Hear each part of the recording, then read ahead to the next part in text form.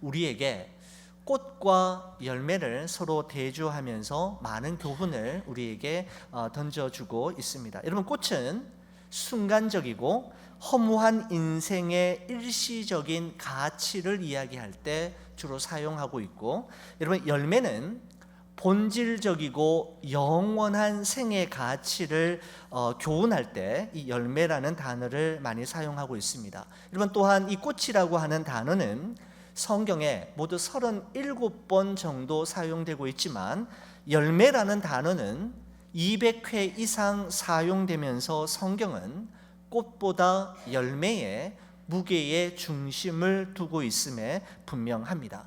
시편 103편 15절에서 16절 말씀에 보면, 인생은 그날이 풀과 같으며 그 영화가 들의 꽃과 같도다.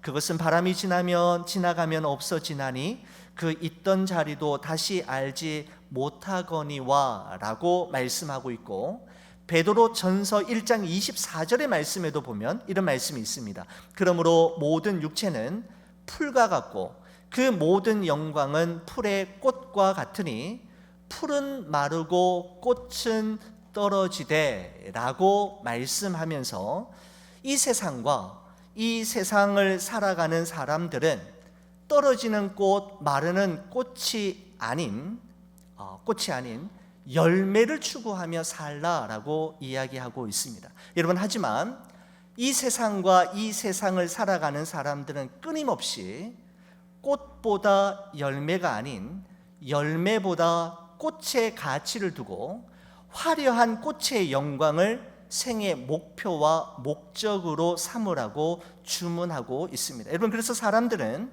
자신의 내면을 아름답게 가꾸기보다는 겉으로 보이는 외모를 꾸미는데 많은 시간과 에너지를 사용하고 있고, 화려한 가면을 준비하는데 많은 신경을 쓰는 것을 보게 됩니다. 여러분, 이런 사람들을 우리는 위선자라고 하는 단어로 표현하곤 합니다. 여러분, 위선자라고 하는 단어는 가면을 쓴 배우라고 하는 표현에서 나온 단어입니다.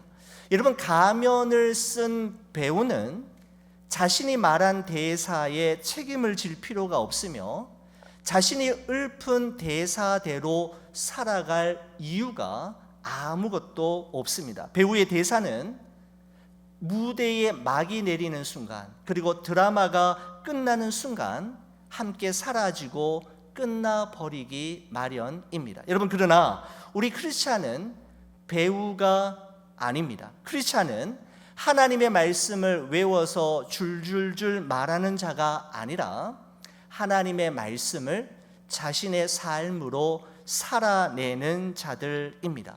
여러분, 만일 자기 스스로를 크리스찬이라고 말하면서도 하나님의 말씀을 자신의 삶으로 살아내는 일에 관심이 없거나 열매 맺는 삶에 아무런 관심을 두지 않는다면 그 사람은 배우라고 말할 수 있을런지는 몰라도 크리스찬이라고 말할 수는 없을 것입니다. 사람은 외모를 보거니와 나 여호와는 중심을 보느니라 라고 말씀하신 것처럼, 하나님이 보시는 것, 그리고 하나님이 평가하시는 것은 우리가 얼마나 화려한 꽃을 피우며 살았는가가 아니라 얼마나 풍성한 열매를 맺으며 살았는가, 즉 꽃보다 열매입니다. 여러분, 이런 관점에서 볼 때 오늘 여러분과 함께 읽은 이 본문의 말씀은 예수 그리스도로 말미암아 구원받은 우리 크리스찬들이 인생의 각 계절마다 어떻게 하면 생의 아름다운 열매를 풍성하게 맺으며 살아갈 수 있는지에 대해서 말씀하는 아주 중요한 말씀임에 분명합니다. 여러분, 우리가 익히 잘 알고 있는, 그리고 설교를 통해서도 여러 번 들어오셨던 예수님의 포도나무와 가지 비유는 예수님의 생의 마지막 순간에 제자들에게 하신 예수님의 말씀입니다. 예수님께서 제자들의 발을 씻기시고 그들과 함께 최후의 만찬을 함께 하신 후에 겟세마네 동산에 기도하러 가시기 바로 직전에 주신 말씀으로서 요한복음에 기록된 예수님의 마지막 비유라고 말씀드릴 수가 있습니다. 예수님의 이 마지막 비유는 1절에 다음과 같은 말씀으로 시작이 됩니다. 우리 같이 한번 읽어볼까요? 우리 15장 1절 말씀입니다. 나는 참 포도나무요 내 아버지는 농부라. 여러분, 예수님은 자기 자신을 참 포도나무에 비유하시고 또한 성부 하나님을 농부에 비유하고 있는 것을 보게 됩니다. 예수님은 자기 자신이 포도나무요 참 포도나무요, 하나님은 성부 하나님은 농부라 이렇게 말씀하심으로 이 비유를 시작하십니다. 저는 내 아버지는 농부라 라고 하는 이 구절을 대할 때마다 저에게 참 많은 은혜가 임하는 것을 경험하게 됩니다. 내 인생의 농부는 내가 아니라 하나님이시라고 하는 이 간결한 명제는 우리가 이 세상을 살아가는 동안에 늘 우리의 마음속에 간직하고 기억해야 할 너무너무 중요한 명제입니다. 내 인생의 농부는, 내 인생의 주인은 내가 아니라 나와 함께 하시는 하나님이라는 사실입니다. 여러분, 왜 이 명제가 중요하냐 하면 내가 내 인생의 농부이고 내가 내 인생의 주인이라면 우리 인생은 열매를 맺는 삶을 전혀 기대할 수가 없기 때문입니다. 여러분, 작은 묘목이 자라서 탐스러운 열매를 맺기까지 농부의 이마에는 구슬땀이 언제나 비오듯 쏟아지고 포도나무를 향하는 농부의 발걸음은 계속해서 쉬지 않고 이어지기에 열매는 농부의 발자국 소리를 들으며 자란다라는 말이 생겨날 정도입니다. 여러분, 이처럼 한 그루의 포도나무를 위해서 자기의 모든 것을 쏟아붓는, 아낌없이 쏟아붓는 농부의 열심과 헌신이 없이는 결코 포도나무는 스스로 포도나무일 수 없고 그 포도나무의 가지에는 포도 열매가 맺힐 수가 없는 것이죠. 여러분, 그래서 만약에 이 요한복음 15장 1절에 내 아버지는 농부라라고 하는 이 표현이 먼저 기록되지 않았다면, 이 문장이 없었다면 그 이후의 구절들, 2절 이하의 문장들은 기록되지 못했을 것입니다.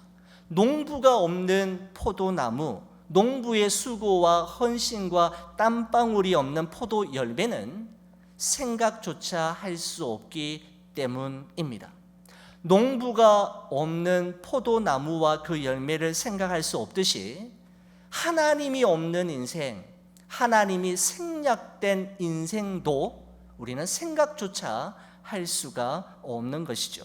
사랑하는 우리 교우 여러분, 여러분과 저의 인생 여정 가운데 여전히 고난이 있고 역경과 시련이 있으며 아직도 해결되지 않은 문제와 아직도 풀리지 않는 사건들이 꼬리에 꼬리를 물고 나를 기다리고 있음에도 불구하고 우리가 낙심하거나 절망하고 좌절하지 않을 수 있는 것은 내가 내 인생의 주인이 아니라 바로 하나님이 내 인생의 농부가 되시며 농부 되신 그 하나님께서 나의 삶을 돌보실 뿐만 아니라 모든 것을 합력하여 마침내 아름다운 선을 이루실 것을 믿기 때문입니다. 우리가 열매 맺는 삶을 살아가기 위해 우리가 첫 번째로 기억해야 할 중요한 사실은 하나님은 여러분과 저의 인생의 농부이시라는 사실입니다. 나는 참 포도나무요 내 아버지는 농부라 라고 하는 이 말씀으로 시작하신 예수님께서는 5절에 그러면 여러분과 저는 누구인지에 대해서 이렇게 말씀하십니다. 여러분, 5절의 말씀을 함께 보시겠습니다. 같이 한번 읽어볼까요? 이렇습니다. 나는 포도나무요 너희는 가지라 이렇게 말씀하십니다. 예수님은 다시 한번 자기 자신을 향하여 포도나무에 비유하시면서 이번에는 여러분과 저 우리를 포도나무의 가지에 비유하고 있습니다. 여러분, 포도나무 가지의 가장 큰 특징은 연약함입니다.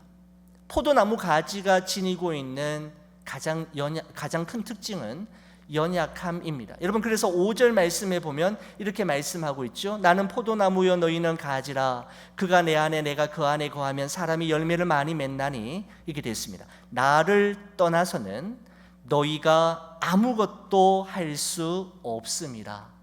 포도나무 가지의 특징은 그분을 떠나서는 아무것도 할 수 없다라는 겁니다. 4절의 말씀도 보시면 이렇습니다. 이 포도나무의 가지의 연약함을 좀 더 구체적으로 이렇게 말씀하고 있습니다. 내 안에 거하라 나도 너희 안에 거하리라. 가지가 포도나무에 붙어있지 아니하면 스스로 열매를 맺을 수 없음같이 너희도 내 안에 있지 아니하면 그러하리라 라고 말씀합니다. 포도나무 가지의 특징은 뭐냐면 스스로는 열매를 맺을 수 없다라는 것입니다. 아무것도 할 수 없고 스스로는 아무것도 맺을 수 없는 포도나무 가지의 전형적인 특징은 연약함입니다.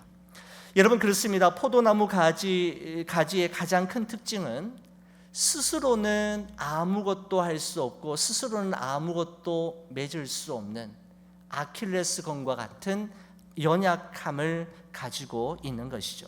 여러분, 우리가 이 세상을 살아온 그 연수가 더해지면 더해질수록, 그 해가 쌓이면 쌓일수록 우리가 경험하게 되는 것은 내 힘으로 내 능으로 안 되는 일들이 점점 더 많아진다라는 사실 아닙니까? 이 세상에 머물렀던 시간이 더 많아지고 이 세상에서 경험했던 일들이 많아지면 내 힘과 내 능으로 할 수 있는 일들도 더 많아질 것 같은데, 오히려 우리는 내 힘으로 할 수 없는 일들이 너무 많다라는 사실 앞에 우리의 연약함을 인정할 수밖에 없습니다. 여러분, 그렇습니다. 하나님은 내 인생의 농부라는 사실과 더불어 절대로 잊지 말아야 할 또 하나의 사실은 나는 포도나무 가지라는 사실입니다. 여러분, 사람은 자기가 가지라는 사실, 즉 자신이 연약한 존재라는 사실을 인정하는 것이 정말 당연하고 쉬운 일 같지만 사실 그렇지 않은 것 같습니다. 사람은 끊임없이 자기 자신을 과대 포장하며 자기가 꽤 괜찮은 존재임을 증명해 보이고 싶은 유혹에 쉽게 또한 노출되는 존재가 바로 우리 사람이지 않습니까? 가지임에도 불구하고, 연약한 존재임에도 불구하고 그 가지됨을, 연약함을 인정하지 않으려고 하는 시도가 참 많은 것이죠. 여러분, 하나님께서는 에덴 동산을 만드신 후에 그 에덴 동산 한가운데 선악을 알게 하는 나무를 심으셨습니다. 여러분, 왜 하나님께서는 그 선악을 알게 하는 나무를 그저 그 에덴 동산의 구석진 곳에 심으시거나 아니면 밀림 숲을 속에 심으시지 않고, 그곳에 두시지 않고 왜 에덴 동산 한가운데 아담과 하와가 그 선악과를 보지 않고 지나갈 수는 없는 그 중앙에 두게 하셨던 걸까요? 왜 하나님은 변두리가 아닌 가장 중심에 선악을 알게 하는 나무를 두셨던 걸까요? 여러분, 그것은 아담으로 하여금 하나님은 창조주이시며 아담 자신은 피조물이라는 사실을 항상 기억하도록 하기 위함이었습니다. 피조물은 하나님의 말씀에 순종하여 그 말씀을 따를 때만이 행복할 수 있다라는 사실을 항상 기억하며 살도록 하기 위해 그분은 동산 중앙에 그 선악을 알게 하는 나무를 두셨던 것입니다. 다시 말씀드리면 하나님은 농부이시고 아담 자신은 가지라는 사실을 항상 기억하도록 하기 위해서였다라는 것입니다. 여러분, 하지만 아담과 하와는 하나님과 같이 될 것이다, 하나님처럼 될 것이다는 사단의 유혹에 넘어가서 선악과를 따먹게 되지 않습니까? 여러분, 그 선악과를 따먹었다라는 것은 아담이 자신은 더 이상 가지가 아니라 농부라고 하는 농부임을 자처하는 행위이었습니다. 하나님 없이도 얼마든지 잘 살 수 있고 하나님 없이도 얼마든지 행복할 수 있다는 착각과 자신은 가지가 아니라 농부라고 생각하는 교만한 마음에서부터 죄가 시작이 되었고, 그 죄의 결과로 이 세상에는 죽음이 들어오게 된 것입니다. 여러분, 그렇습니다. 우리의 삶이 열매 맺는 인생으로 살아가기 위해서는 첫 번째, 하나님은 나의 인생의 농부라는 사실과, 두 번째, 내 스스로의 힘으로는 아무것도 할 수 없는 연약한 가지에 불과하다라는 사실을 늘 인정하고 기억하는 것으로부터 시작이 되는 것이죠. 여러분, 예수님께서는 하나님이 어떤 분이시고 또한 우리는 누구인지를 우리에게 말씀하신 후에 우리가 열매 맺는 삶이 되기 위해 꼭 필요한 한 가지를, 한 중요한 동사를 통해 우리에게 소개하고 있습니다. 자, 다시 한번 4절과 5절의 말씀을 보시겠는데요, 우리 4절 5절 말씀 저와 함께 같이 읽어보겠습니다. 이렇습니다. 내 안에 거하라, 나도 너희 안에 거하리라. 가지가 포도나무에 붙어있지 아니하면 스스로 열매를 맺을 수 없음같이 너희도 내 안에 있지 아니하면 그러하리라. 나는 포도나무요 너희는 가지라. 그가 내 안에 내가 그 안에 거하면 사람이 열매를 많이 맺나니 나를 떠나서는 너희가 아무것도 할 수 없음이라. 아멘. 자, 여러분, 그렇습니다. 여러분, 이 두 절 가운데 가장 중요한 핵심이 되는 동사가 하나 나오는데 바로 그것은 거하라라고 하는 동사입니다. 헬라어로는 메노라고 하는 단어를 쓰고 있는데, 여러분, 이 거하라라고 하는 이 메노라고 하는 단어는 일회적으로 잠깐 머물러 있는 것을 의미하는 것이 아니라 지속적인 거함, 계속적인 머무름을 의미할 때 이 메노라고 하는 단어를 쓰면서 거하라라는 단어로 우리에게 소개하고 있습니다. 여러분, 오늘 우리가 읽으셨던 1절에서 8절까지 말씀에 보면 열매라고 하는 단어가 6번 등장하고 있는데, 거하다라고 하는 이 동사 또한 6번 반복해서 나타나고 있는 것을 보게 됩니다. 여러분, 이것은 열매와 거하다 사이에는 아주 긴밀한 연관 관계가 있을 뿐만 아니라 그만큼의 열매를 거두기 위해서, 맺기 위해서는 그만큼의 거함과 머무름의 시간이 필요함을 말씀하고 있는 것입니다. 그만큼의 열매를 맺기 위해서는 그만큼의 거함과 머무름이 있어야 한다라는 것이죠.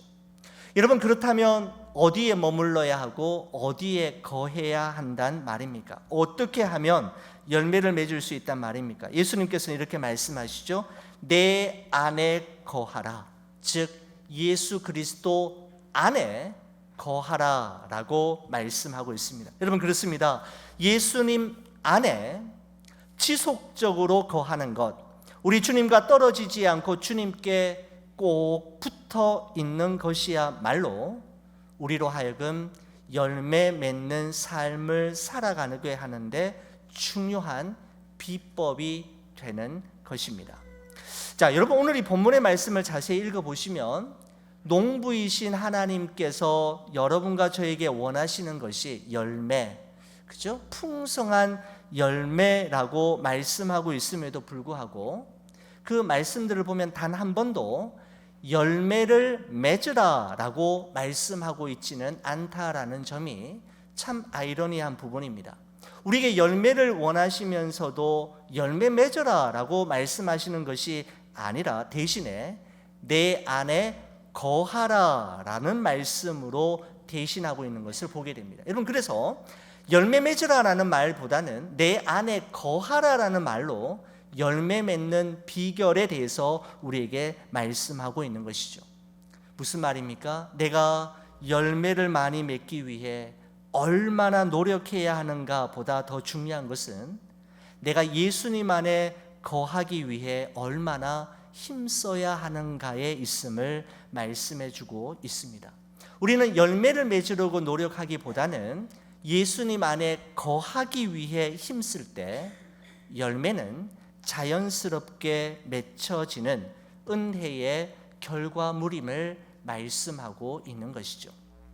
이런 마가복음 3장 13절 15절의 말씀에 보면 예수님께서 제자를 선택하시는 장면이 나옵니다. 거기에 보면 왜 예수님께서 제자를 부르시고 왜 이들을 제자로 뽑으셨는지에 대해 이렇게 말씀하고 있습니다. 보시면 이렇습니다. 또 산에 오르사 자기가 원하는 자들을 부르시니 나아온지라.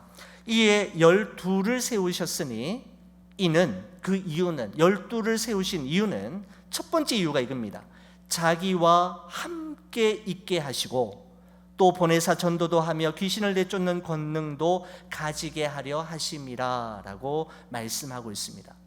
여러분, 예수님께서 제자들을 부르신 가장 큰 목적은 그들을 보내셔서 전도하고 귀신 내쫓는 권능을 행하시기 위함이 아니라 그것보다 더 우선된 이유는 무엇인가 하면 자기와 함께 있게 하시려고 이었습니다. 예수님은 그 제자들과 함께 있기를 더 원하셨던 것을 볼 수가 있습니다. 그들을 보내시기 위해서가 아니라 함께 있기 위해서 제자들을 선택하신 것을 볼 수가 있는 것이죠. 여러분, 그렇습니다. 주님과 함께 했던 시간만큼, 주님 안에 머물렀던 시간만큼 우리는 제자답게 살아갈 수 있고 우리는 주님이 원하시는 열매를 맺으며 살아갈 수가 있는 것이죠. 여러분, 우리가 원하는 열매, 우리 삶의 열매는 우리가 노력함으로, 우리가 가진 것을 총동원함으로 노력물의 결과물로 주어지는 것이 아니라 주님 안에 거함과 머무름의 결과로 주어진다라는 사실을 우리는 꼭 기억해야 할 필요가 있습니다. 사랑하는 우리 교회 여러분, 포도나무에서 떨어져 나간 가지가 아무런 의미가 없는 것처럼 주님과 분리되어 주님으로부터 떨어져 있는 인생은 아무런 의미가 없고 아무런 열매를 거둘 수가 없게 되는 것이죠.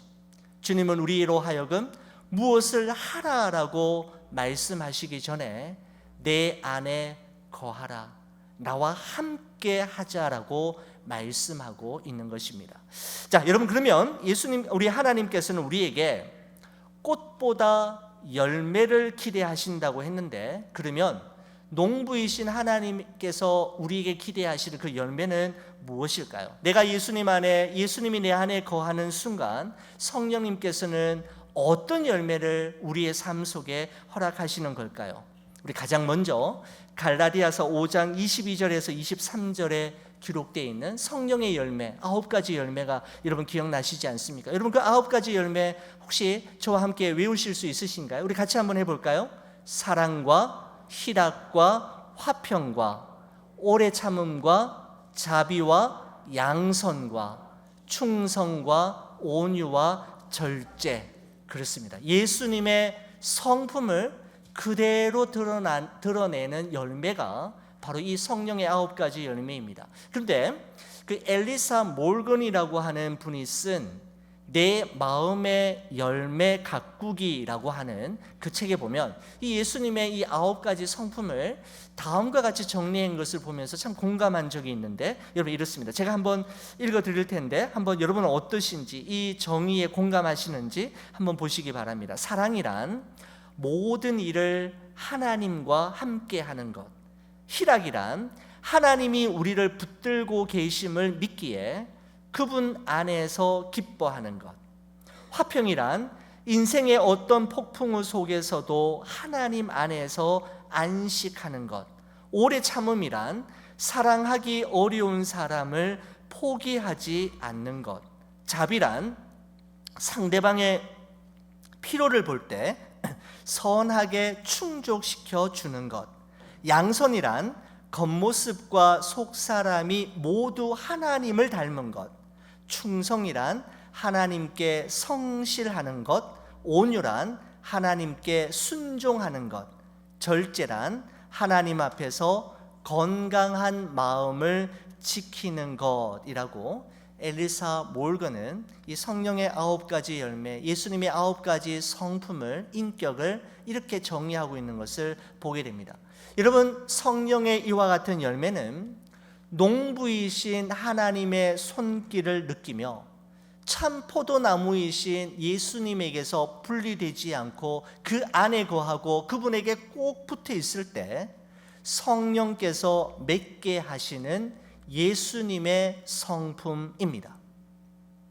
우리가 노력해서, 우리가 수고해서 땀 흘림의 결과물로 이런 성품을 얻는 것이 아니라 예수님 안에 거할 때, 그리고 하나님을 나의 농부로 인정하며 나는 그의 가지임을 고백할 때 이루어지는 것입니다. 여러분, 그러나 반대로 하나님의 손길을 거부하고 예수 그리스도 안에 거하기를 싫어함으로 맺어지는 열매도 있는데, 갈라디아서 5장 19절에서 21절에 보면 이런 열매도 맺혀짐을 이야기하고 있습니다. 이렇습니다. 육체의 일은 분명하니 곧 음행과 더러운 것과 호색과 우상 숭배와 주술과 원수 맺는 것과 분쟁과 시기와 분냄과 당 짓는 것과 분열함과 이단과 투기와 술취함과 방탕함과 그와 같은 것들이라 라고 말씀하고 있습니다. 여러분, 이와 같은 열매는 주 밖에 거할 때 참 포도나무이신 예수님에게 붙어 있지 않고 하나님의 손길, 농부이신 그분의 손길을 끊임없이 거부할 때 맺어지는 열매라고 말씀하고 있는 것입니다. 사랑하는 우리 교우 여러분, 여러분은 여러분의 삶 속에, 여러분의 인격 속에 어떠한 열매를 맺으시며 여기까지 오셨습니까? 여러분의 삶에는 어떤 종류의 열매들이 맺혀져 있습니까? 2019년 우리 12월, 그죠? 우리 한 해의 마지막 우리 달을 보내고 있습니다. 그리고 이 한 해의 마지막 달도 이제 보름 정도이면 지나가게 되는 것이죠. 참 결산해야 할 것이 많이 있지만 우리의 삶을 돌아보며 결산해야 될 때가 있습니다. 여러분, 어떤 열매를 얼마나 맺으며 여기까지 오셨습니까? 하나님이 내 인생의 농부라는 사실을 기억하시고 그 사실을 기억한다면 우리에겐 소망이 있습니다. 나는 스스로의 힘으로는 아무것도 할 수 없는 연약한 가지임을 인정하고 참 포도나무이신 예수 그리스도께 꼭 붙어 있으며 그분 안에 거하심으로 말미암아 여러분과 저의 삶의 바구니에 탐스럽고 풍성한 열매들이 가득가득 채워지게 되기를 우리 주의 이름으로 간절히 축원을 드립니다.